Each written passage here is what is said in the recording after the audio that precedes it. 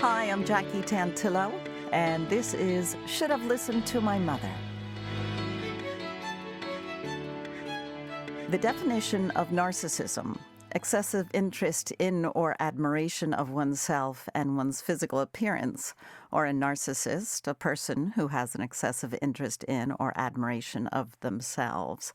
Is or was your mom narcissistic? Is she controlling, abusive, insecure? My guest is a professor, author, and renowned psychologist focusing on narcissistic relationships. Hello, Dr. Ramani, and welcome to Should Have Listened to My Mother. Well, thank you for having me. How are you today? I'm great. Now, you are originally a Jersey girl, aren't you? I'm originally a Jersey girl, yeah. I was born in Englewood, and I lived with my parents in West New York until I was, I think, like a year and a half, almost two, and then they moved to Connecticut. But you now are based in California. You have your practices out there. I'm in California, yeah. Wonderful. Jersey girl. I like it. I'm now a Jersey girl myself. Yep, that's right. You've quite accomplished career, and it is a complicated one, especially when it comes to the topic of mothers. And, you know, that one day that people supposedly make your mom special, Mother's Day, gets even more complicated. Did you go into this particular expertise because you experienced something of this behavior yourself? Not with my mother, I can say that actually. With family members, in intimate relationships, in workplaces, but interestingly, not with my mother. Well, so, that's good, right? Yeah, that was good. Yes, this is a devastating thing for people. I know this is a very complicated subject, but narcissism is a learned behavior? People who are narcissistic haven't always had an easy path, which is what makes this so much harder. Some of them have had histories characterized by trauma, chaos, neglect, abuse, and that kind of early history. Now, it doesn't have, most people who have those histories don't become narcissistic, but some do. And you can really pin it to not having safe, secure early attachments at that time, not having a sort of a space where they felt safe, not learning to soothe themselves. All of those things can be associated with adult narcissism. I always say that the story of narcissism is always a story you can tell backwards, but you can't tell forwards, meaning that I have worked with many clients in my career who had actually pretty horrific histories of abuse in childhood and are some of the kindest, most empathic human beings I've ever met. So it's not a slam dunk that somebody who has a rough start in life becomes difficult, antagonistic, narcissistic, call it what you will. Another way kids learn it is by watching their parents. A person who's a very entitled parent who walks the world like a human wrecking crew, who's rude to clerks, who is demanding, who is unpleasant. You know, they get on an airplane or go to a shop or something like that. They demand certain things from the child's teachers. They're the one who's yelling at the soccer coach. That's also something the child can mirror. Now, like we all know them, right? Yeah, we all know that. Or like the kind of obsessive, crazed pageant mom or something. But here's the thing, and this is where I say it's only a story you can tell backwards, not forwards. There are people who let you listen to this saying, I actually had that terrible parent in childhood, and I do everything in my power to not be that person. And are probably, again, some of the sweetest, kindest, most respectful people you'd ever want to meet. There's some belief that there's something around temperament, and temperament is sort of the biological part of our personality. It's sort of the very young child who's stubborn from the beginning or doesn't soothe easily or is really sort of always kind of jumping out of the seat like there's a fire under them all the time. Those kids who are often disruptive or difficult or behaviorally challenging, that we often do see that in people who end up becoming narcissistic adults. And it's oftentimes, I'm sorry, I was just thinking, and oftentimes it's because these are not easy kids to be with, and nobody really likes them. So I think they get a message from the world early on that they're annoying, and there's something about that temperamental style that probably puts them at risk for developing narcissism too. Just the fact that the kids are labeled annoying and difficult is hard enough to stomach because it's not a very healthy situation. Narcissism, this topic is so complicated, and we're only scratching the surface here. Dr. Ramani, I'm ready to hear about the role your mom played in your life. Could you tell us your mom's name? My mom's name is Sai, S-A-I. S is in sugar, S-A-I. Is she first-generation American or where? She's an immigrant. She immigrated from India. So she grew up in India and then immigrated here. Mm-hmm.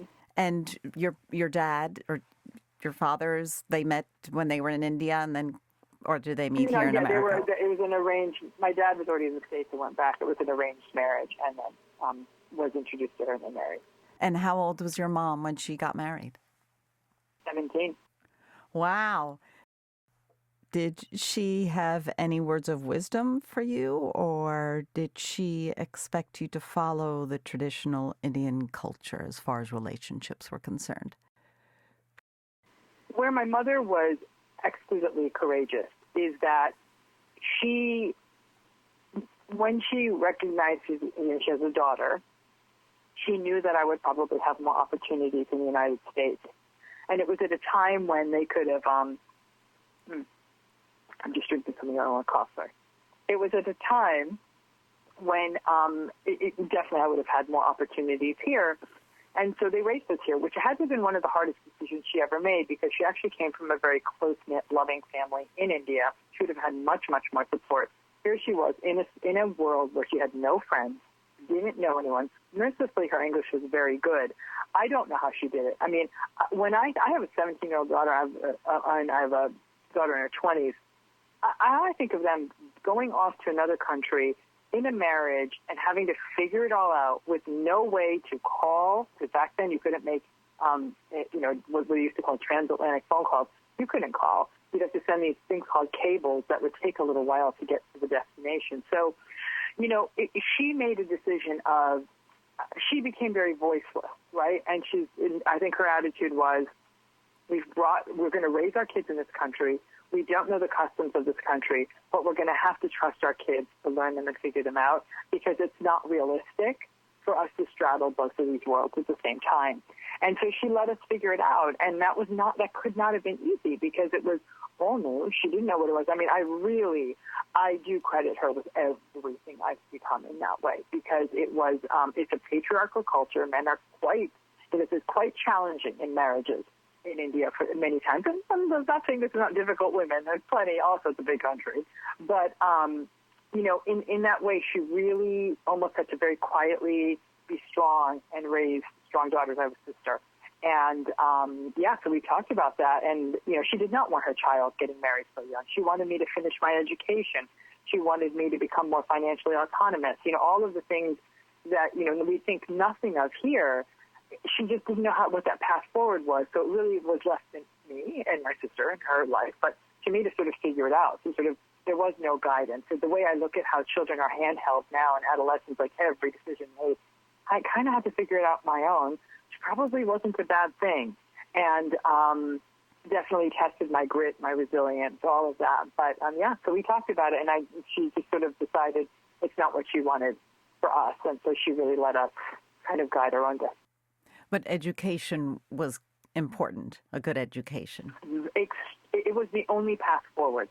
The one thing of my parents' immigration, sort of that string was education was it. It was the only way that a South Asian immigrant, from India, for example, was going to be able to make it in this country was by being educated. And so whether that was in medicine or whether that was in engineering or something, you had to get educated. It was the only, and that was nothing less than that was an option. So very strict about school, very strict about excelling at school. Like I said, it was a blessing. I mean, strict about reading, everything.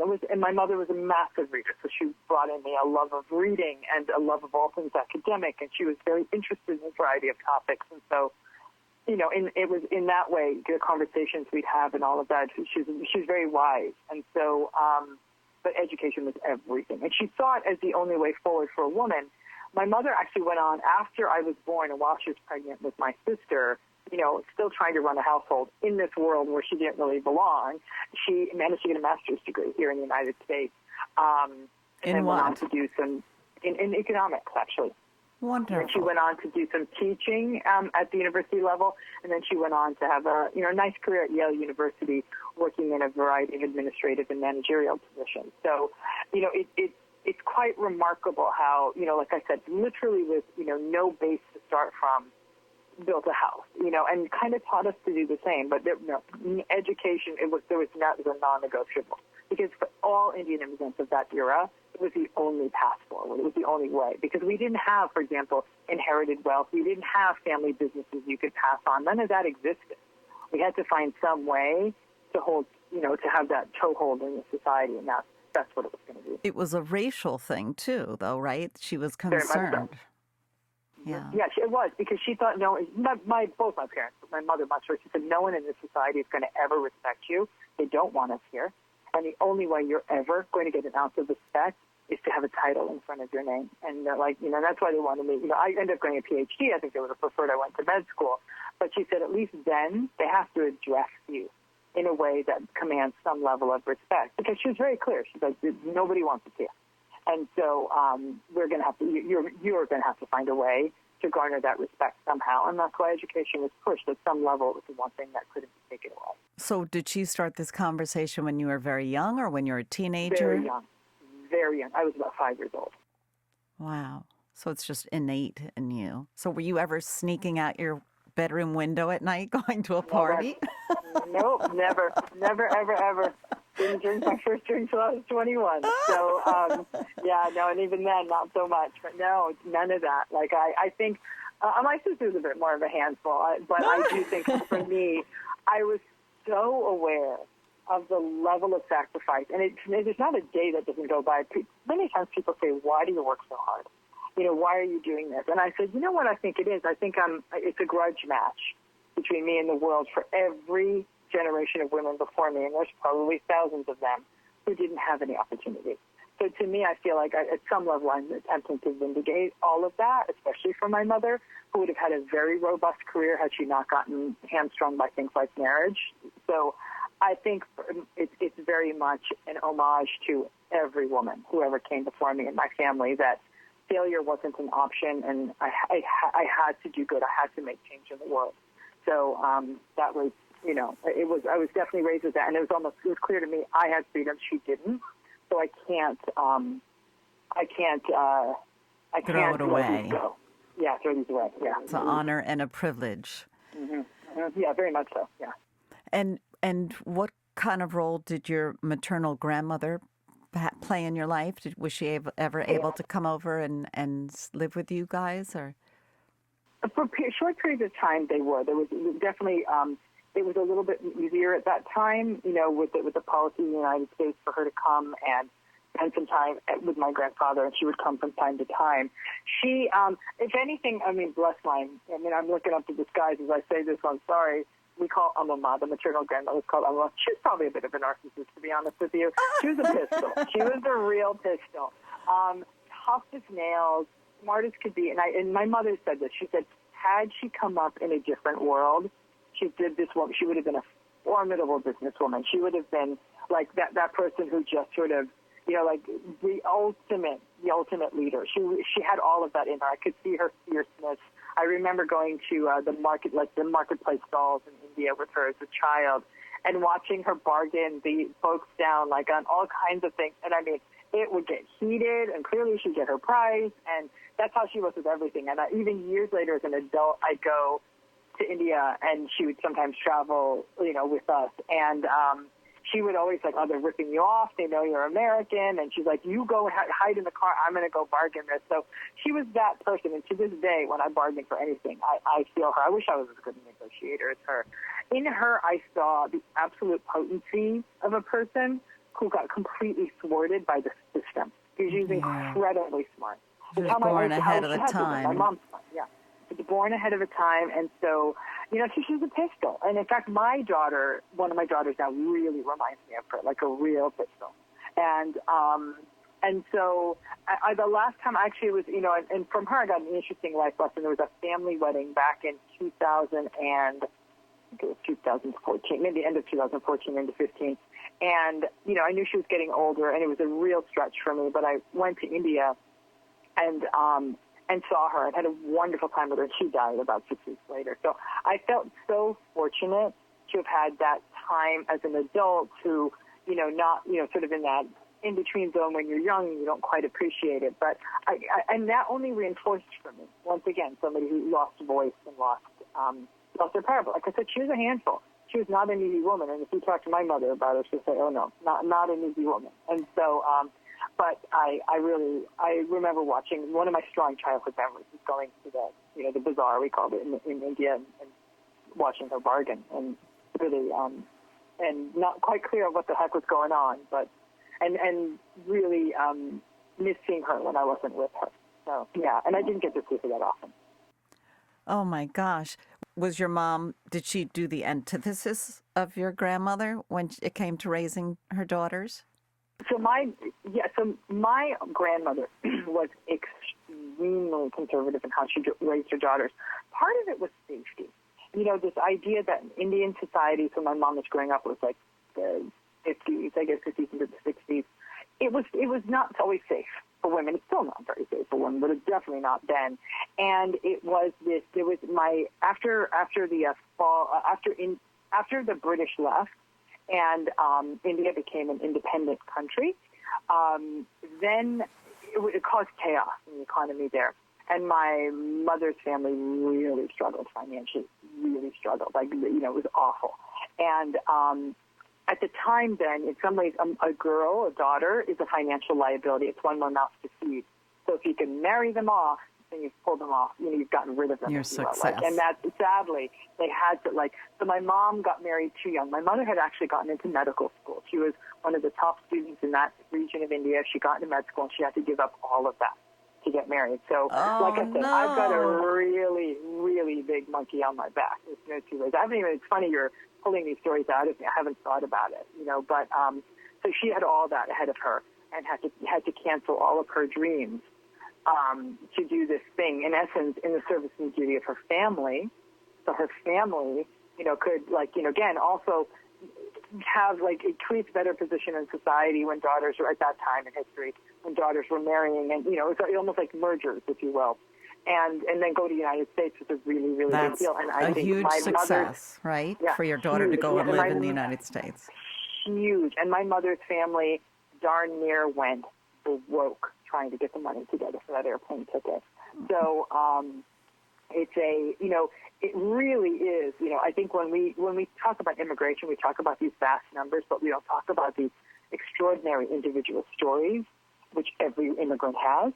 And so she definitely was raised in this very constricted, controlled, strict, there's only one path forward kind of a way, and that it was more important to my grandmother that my mother got married than she went to med school.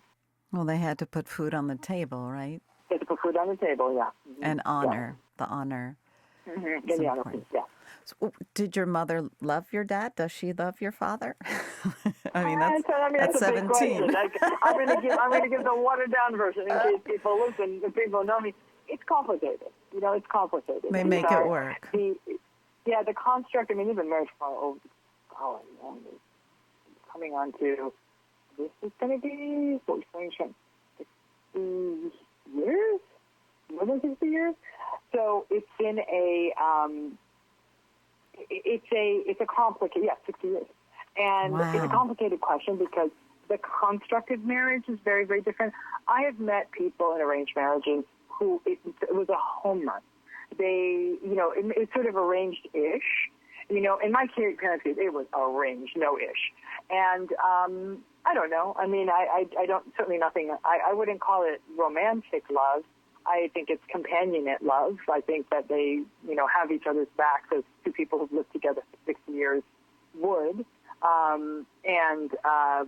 not something I'd want for myself. And so it's not, that idea of a love marriage is it's considered one of those things that you see in the movies in India, at least when they were growing up. And even now, arranged marriages are still very much, there was this recent show that came out, Indian Matchmaker, which really talked about how complicated these conversations are because of the role of marriage and family in Indian culture and society. So, again, not my version of what I've considered marital love, but what do I know? I'm divorced. So did she give you marital advice?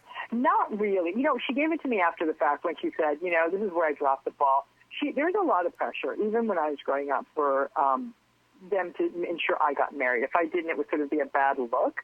And so there was the pressure. She said, in retrospect, you were never made for marriage. And, I knew that, and I should have said something, But I think at some level my mom was also trying to dodge the societal criticism because I was sort of the eldest of all the. You're the oldest, so you have to uphold the honor. Yeah, yes, I had. So I married the right person, and we remained good friends. But I'm not made for marriage, so I was, I think just the model I saw of it and everything just wasn't quite my cup of tea, and I was very ambitious and wanted to do what I do. But we find our way. I'm blessed with a wonderful person in my life. And you have daughters. I'm not going to get married. 2 daughters, yeah. Mm-hmm. Yeah. Beautiful. I could just talk to you forever. My guest, Dr. Ramani, has her own YouTube channel. You were featured April of 2021 on Red Table Talk with Jada Pickett Smith, her daughter Willow Smith, and Jada's mom, Adrienne Banfield Norris, which is really great, Red Table Talk. Check that one out for the latest on Dr. Ramani's advice. There's definitely a lot of information out there about you. Any advice for someone who's struggling or they're not certain why their mom is treating them the way that she's treating them? Get help, talk to people. What do you do? I think that when people have difficult relationships with a difficult mother, it's actually one of the most difficult things that can happen because there's so much shame around that, right? Mothers and daughters are supposed to be close. So, and especially when it's from the direction of the mother being critical, invalidating, unempathic, competitive, because in those relationships, it's not unusual for the mom to fall back on, well, I raised you, didn't I? And I gave up my life for you. And there's a lot of that manipulative sort of guilt. I can say this, then in my case, my mother never has said anything like that. I hope to goodness I never say something like that to my own daughters, as they're adult women. And so I feel like it's a place where a lot of people get isolated because it feels almost shameful to have this kind of relationship with a mother, and it feels shameful to be critical of their mother in mixed company or even in company that they know, people that they know. It's such a forbidden topic. Families are supposed to get along.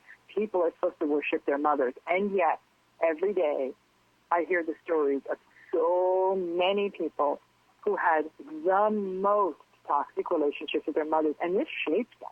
I mean, they can credit the fact that they have very little belief in themselves, that they're full of self-doubt, that they walk through life confused, that they make poor partner choices. All of this connects back to not feeling that sense of safety and connectivity. Although parenting models have changed and many, many more, we've seen 2 parents being involved in their children's lives in a much more equal way than we did maybe a generation or 2 generations ago. That's why that maternal relationship becomes, when it's the mother who's narcissistic, it's so powerful because that's often the person's kids were turning to its primary caregiver. And so that's the really, honestly, that's the challenge, is that for many people, they're like, this was supposed to be my safe space, and it wasn't. And sadly for them, this idea of a mother as selfish, those 2 things aren't supposed to be in the same sentence, but if the person has a narcissistic mother, they have the most selfish mothers who consistently choose for themselves and will even manipulate their kids and say, well, this is mommy's self-care. And I'm like, oh, my God, you're not doing anything for your child, and now you're trying to, throw your kid under the bus by saying you're not spending time with them is self-care. And so it gets these are moms who can really do a number on their kids and manipulate them through a lifespan. And then as those mothers get older, those very difficult narcissistic moms get older, now you may have a child who feels like, great, now I've got to take care of this person. And we do know these narcissistic patterns tend to get worse with age. So it could be an older parent who may actually be experiencing dementia, which can often make all of this much, much worse. And there can be a lot of ambivalence and a lot of anger and resentment after not getting what a person felt that they needed from a parent, and now having to turn around and make some massive sacrifices in the name of feeling obligated in terms of taking care of them. Very complicated territory. It is very complicated, but you don't have to let it ruin your entire life either, right? You can do this, can't you? The thing you need to know about narcissism is it's very rigid and it's very resistant to change. So the person who keeps waiting for the moment, I know, when this happens, they'll be proud of me. When I buy a house, when I get married, when I have a baby, when I make this much money, if I take them on a vacation. These are people who, through their adult life, until their 40s, 50s, 60s even, keep trying to, they're still like the little kid coming home from school with the picture they drew saying, Mommy, isn't my picture pretty? And the mom is totally focused on herself, and so is not noticing that. And is often, narcissistic mothers often turn to their kids to sort of be like the parent. After a while, this kid is the one who's figuring out, like, okay, we need to make sure we have the lunch stuff, and got to make sure that my younger siblings this. Like, it really puts kids in a parentified role because narcissistic parents are so immature. So there's definitely that sense of, it's not going to change. That selfish mother when you were 5 is that same selfish mother when you're 65. But that narcissistic mom knows which child is, whether it's the Correct. empath or, because it's not every child, right? And we talked about this earlier, and we're just about out of time. So, but the mom knows which one to clutch and grab onto. Right. They absolutely do. And that's what I'm saying. That's the manipulativeness, turning their children into instruments to meet their needs. And so because if you armed with the knowledge that this pattern isn't going to change, you stop jumping through hoops for them. And then I say to people, listen, I've worked with people who cut their mothers off entirely, saying, I want nothing for you to do. You have caused so much harm. These are mothers who will actually financially prey on their kids, throughout their adulthood too. And some people say, you know what, I have a very remote relationship with my narcissistic mother. Some people will say, I got burned. I thought now that she's a grandmother, it'll change. And then they behave the same way with the grandchildren. And so it really is a mixed bag. And I think more than anything, it's really about having realistic expectations, radical acceptance that this won't change, and set some really cement boundaries. And there's a lot of grief in this process, which is where therapy becomes so important, to grieve this idea that you didn't have that mom that was secure and safe and available and all of that. I don't know that anyone has it just perfect, but in this case, it really feels like a big, colossal loss, and one that can often haunt people into adulthood. They're still having this difficult relationship, and there's grief around that. And sometimes people will say, part of how I worked this out was I tried to be that very involved, unselfish, available, safe mother. So they do the working through in how they raise their own kids. Sometimes there's other family members, an aunt, a grandmother, who kind of takes that role de facto, and they feel mothered by that person. Sometimes even mothering figures in their life, mentors or older women they meet professionally, or even as friends. And so there are places that people can certainly try to work some of it through, but there's grief that has to be mourned. But also people understanding this pattern, so above all else, they don't blame themselves for their mother's bad behavior. You are the author of 2 books, Don't You Know Who I Am? And Should I Stay or Should I Go? Dr. Ramani, thank you so much for joining us. So much more to learn on this topic. I'm Jackie Tantillo. We'll see you next week.